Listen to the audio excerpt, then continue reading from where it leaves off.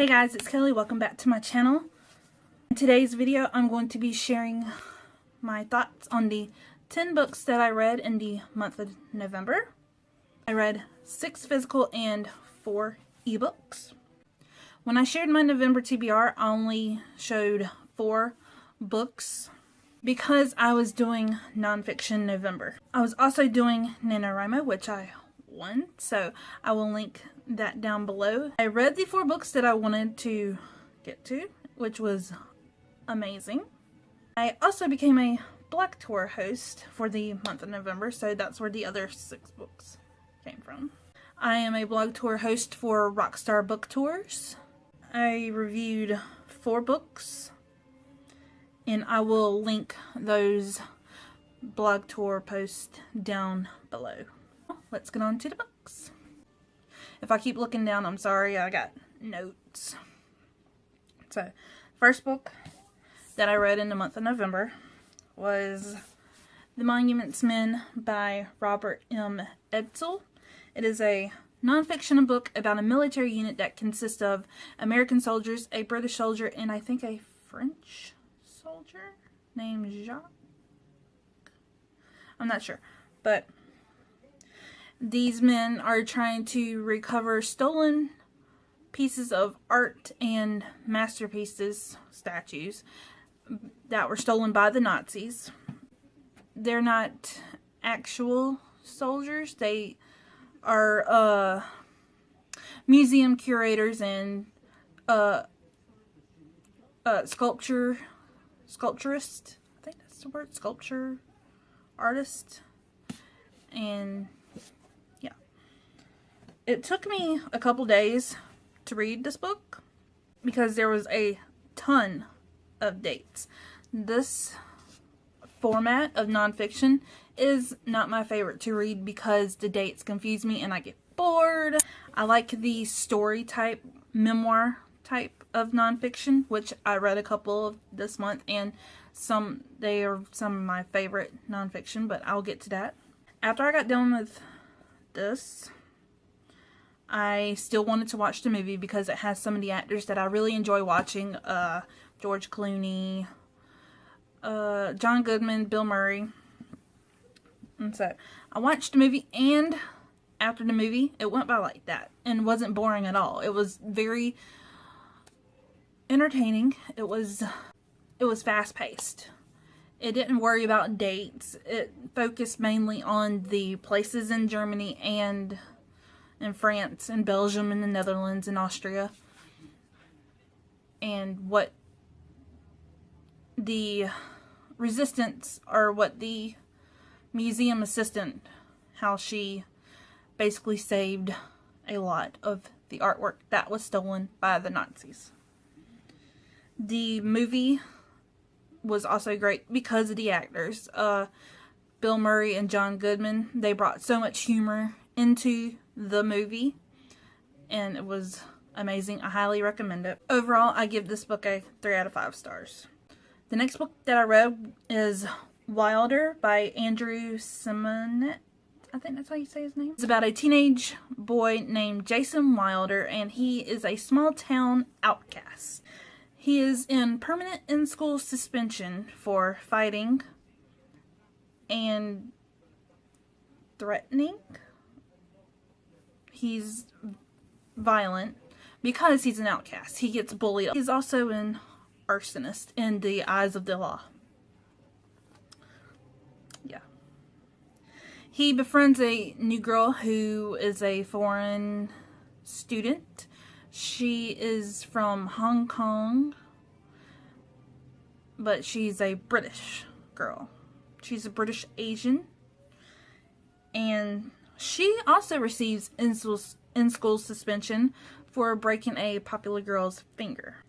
She is hostile and angry at the world and does not care about anything but herself. Eventually, everything changes, and the story starts when Jason learns about her shady past. I will link this blog tour down below.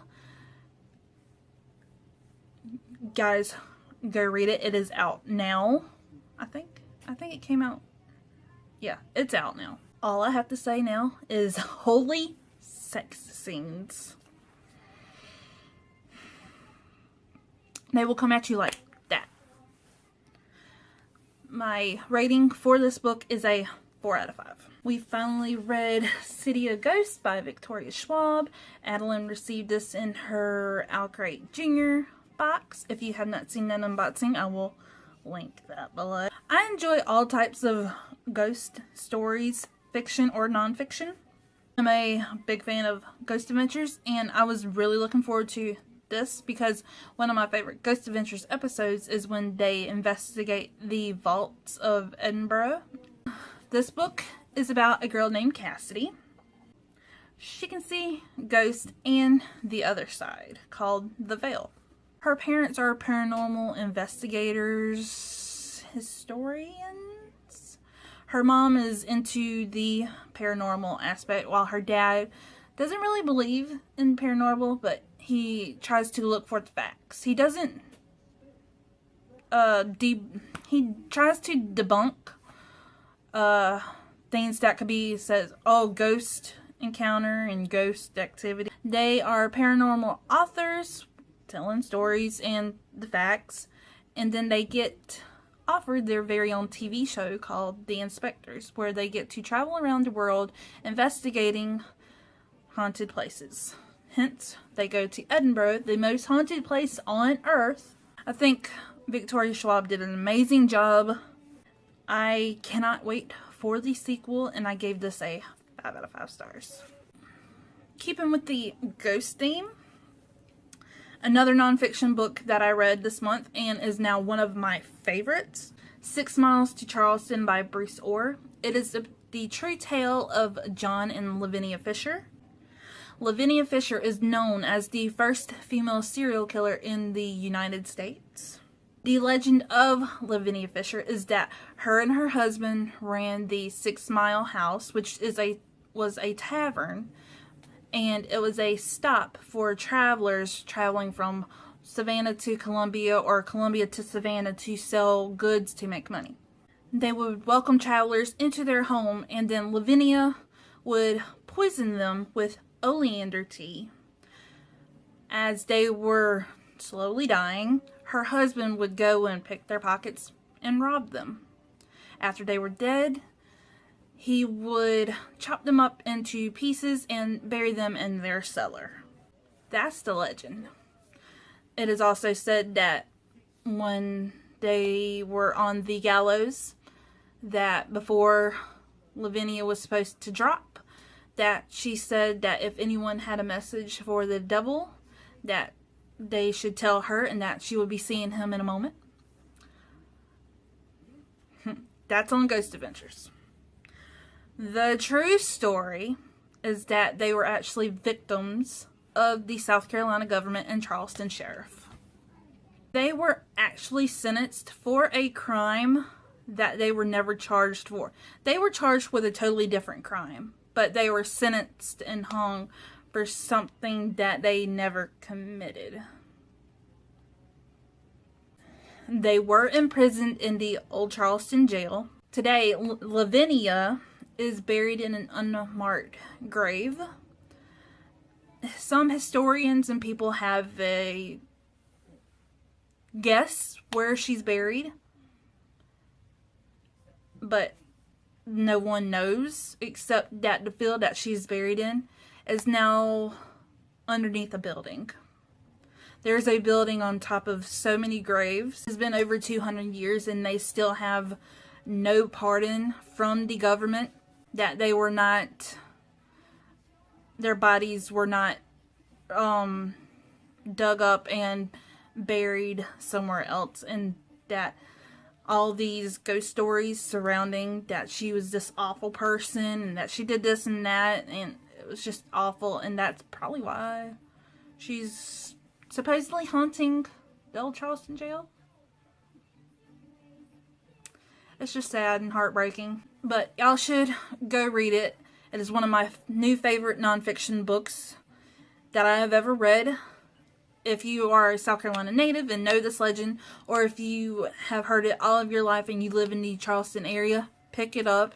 It is amazing. It was written by Bruce Orr, and he is a former investigative detective.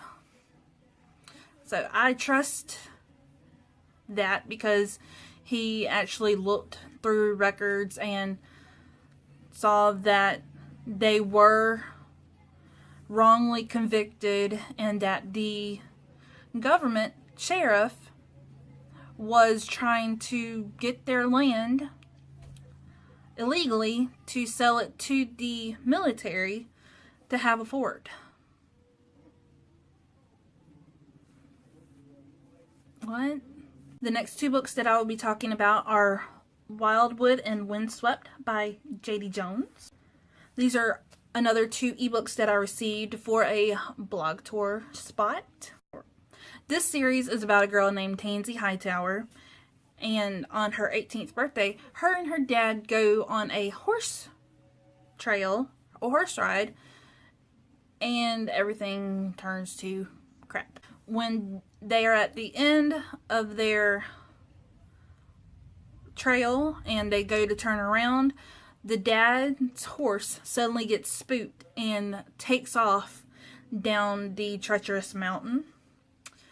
Tansy sees something in front of the horse, like a black creature, and the horse and her dad go over the side of the mountain and into the rushing river down below.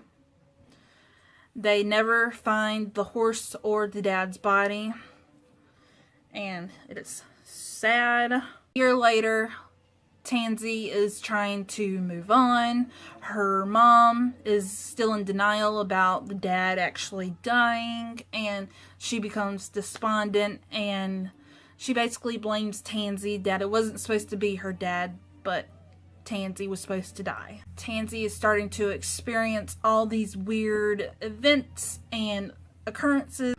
On her birthday, her and her dad actually heard a radio morning show, and the woman that was on that interview, she said that there's actually another world in the sky, in the extra space of the sky.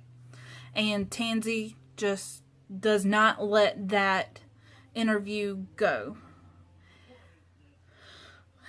It is damn good. This is another, I will link my blog tour post down below. Go read it. It's amazing. I gave Wildwood a 5 out of 5 stars, and I gave Windswept, the second book, 4 out of 5 stars. The third, and I think the final book of this series comes out in early 2019. If y'all can hear stuff, my girls are in Sammy's room watching movies. The next book I'm going to be talking about is How She Died, How I Lived by Mary Crockett. It is about this girl trying to overcome survivor's guilt. She was one of 5 girls that was texted by a boy named Kyle. Out of the 5 girls, only 1 responded and went and hung out with Kyle. He then raped and brutally murdered this girl. I will leave my blog tour post down below for this book. It is a mystery thriller suspense. There's a little bit of suspenseful events in this. It also has a concept that I've never read in a book before. It is where the main character / narrator remains unnamed. We never learned the name of the girl who lived. We learned the names of the other 4. The one that got killed, and the 3 that were also texted, but we never learned the name of this girl. It was amazing. I gave it a 4 out of 5 stars. I'll read you the back. I was one of the 5 girls Kyle texted that day. The girls it could have been: me, Lindsay Barrow, Taylor Averill, Blair Mattern, Jamie Strand. Only Jamie, beautiful, saintly Jamie was kind enough to respond, and it got her killed. If you have watched any of my previous videos, then you have heard me mention this website called readtheworld.org. The book I read for November was set in Asia. It was listed in the Asia category, and it's listed under Cambodia. And it was First They Killed My Father by Lung Ung. I don't know how to pronounce her name. If I butchered it, I apologize. It is a true story. It's a memoir of a child soldier who survived the Cambodian genocide by the Khmer Rouge. This book was horrifying. I cried my eyes out several times. All the atrocities and abuse and torture that these people went through, it's unimaginable. It's all the atrocities that they had to go through. It's appalling, and it's uncalled for. A couple weeks before I started reading this book, I saw in the news that two of higher ups that were in the Khmer Rouge got life sentences, and they're in their 90s,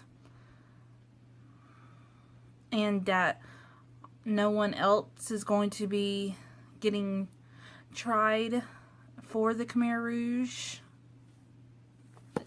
I don't know. It said that they weren't going to be holding any more trials for Khmer Rouge operatives and people. I ended up giving this a 5 out of 5. But books like this, and I spoke about this when I read Ellie Wessel's Night a couple months ago, I have a hard time giving books like these a 5 out of 5. The writing is amazing. I'm happy and grateful for their courage to share their stories, but I give that a 5 out of 5. But the subject matter, I don't give a 5 out of 5. I can't. I will be reading the second and third book in her little memoir series. I think the second one is about her time as a refugee in America. She's still doing activist work for the undiscovered landmine still buried in Cambodia today, which is horrible. The next book I read with Sammy was her Lit Pick review copy. It is The City of Sand by Tianxia Bachang. It is a translated work from Mandarin or Chinese into English. It is about a teenage boy named Tianyi, and he is a grave robber. He has learned the art of feng shui from his deceased grandfather, who was an opium addict. Yes. He eventually joins up on this expedition with this archaeological team to find the lost kingdom of Jingju. For me, this was a book mixed with Percy Jackson and Brendan Fraser, the Mummy series, the Mummy movie. It has a ton of action scenes in it, so you'll never be bored. But I do agree with most reviewers that it's trying to be something that it's not. It's trying to be a Indiana Jones companion. I ended up giving this a 3 out of 5 stars. I mainly liked the action plots and how fast-paced it was, but the dialogue, I don't know. I think something got lost in translation, and I am hoping that the sequel is somewhat better. I have another favorite book of the year, and it is Reshot and the End of Time by Roshni Chokshi. Sammy got this in her April Owlcrate Jr. box. I will link that down below. If you have somehow never heard of this book, you have been living under a rock and you need to crawl out from under it. This is about a 12-year-old Indian girl who lives in Atlanta, Georgia, so my favorite city in the world. And she lives in a museum where her mother is a curator. She is known to her classmates as a liar. She is trying to fit in and she wants to be liked. She wants to have friends. One day, 3 of her classmates show up at the museum and dare her to do something to tell that she's not lying, and they're videotaping her. She ends up a super powerful being who plans on ending time. I absolutely loved this book. Fun fact about me, mythology is one of my favorite subjects. When I was a senior in high school, I took a mythology class as an elective, and I received the award for the mythology. I was the only student in the whole entire school who was taking that class to have the highest grade out of everybody. I was also in a web design class, and one of our projects for the entire year was to make a website for one of our classes. And so I chose mythology, and my website was banging. Other than the mythology aspect, my favorite character was Boo the Pigeon. He was fucking hilarious.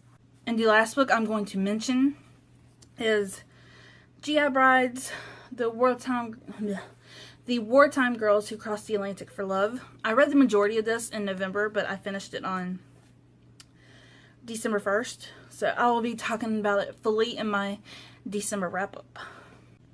That is all the books that I read for last month. Comment down below if you have read any of these books. Make sure to check out my links for my blog tour post down below.